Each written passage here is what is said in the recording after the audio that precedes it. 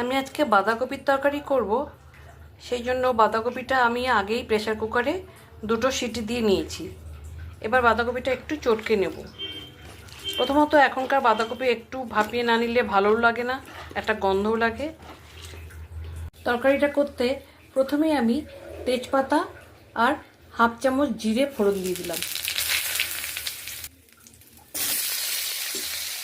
2টো মাঝারি মাপের আলু ছোটো টুকরো করে কেটে ছেড়ে দিলাম। আজকে একটু পেঁয়াজ দিয়ে করব, সুতরাং আমি পেঁয়াজটা আগে দিতে ভুলে গেছি। পেঁয়াজটা আমি দিয়ে দিলাম। একটা বড় সাইজের পেঁয়াজ, তার থেকে 4 ভাগের 1 ভাগ আমি কেটে নিয়েছি। আলুটা ভাজতে ভাজতে পেঁয়াজটাও ভাজা হয়ে যাবে। স্বাদ মতো নুন আর হলুদ দিয়ে দিলাম।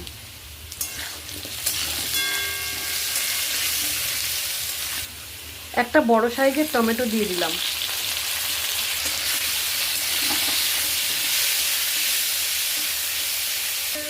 এখানে স্বাদ মতো নুন, হলুদ, লঙ্কার গুঁড়ো, এখানে আমি স্বাদ মতো নুন, হলুদ, চিনি, লঙ্কার গুঁড়ো, জিরের গুঁড়ো, একটু আদা বাটা, 3টে কাঁচা লঙ্কা নিয়ে এবার আমি এটা দিয়ে দিলাম। এর মধ্যে মশলাটা যেন পুড়ে না যায়, সামান্য একটু জল দিয়ে দিলাম।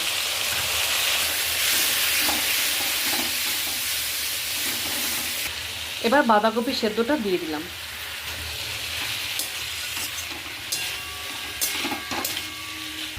বাঁধাকপিটা ভালো করে নেড়ে চেড়ে নিয়েছি।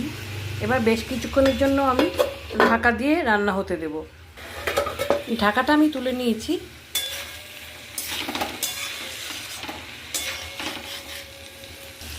বাঁধাকপিটা আমার রান্না হয়ে গেছে। এবার আমি গরম মশলা দিয়ে দিলাম আর 4 চামচে 1 চামচ ঘি দিয়ে দিলাম।